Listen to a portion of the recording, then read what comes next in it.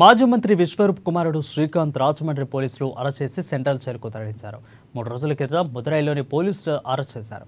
Volunteer Janapalli Durgaprasad హత్య కేసులో ప్రధాన నిందితుడిగా పినిపి శ్రీకాంత్ ఉన్నారు. గతంలో అరెస్ట్ అయి ముద్దాయి అయిన వాగ్మూలం ఆధారంగా శ్రీకాంత్ను అరెస్ట్ చేశారు. ఇక శ్రీకాంత్ తరపు న్యాయవాది అజమన్నారు. ఇక త్వరలోనే శ్రీకాంత్ కడిగిన ముత్యంలో బయటకు వస్తానని న్యాయవాది ఆజం తెలిపారు.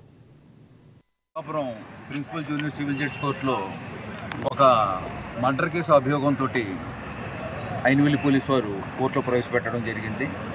గతంలో ఆయన ఎక్కడ అరెస్ట్ చేశారు, ఎలా తీసుకొచ్చారు అన్న విషయాలన్నీ కూడా మీడియాలో గతంలోనే వచ్చింది.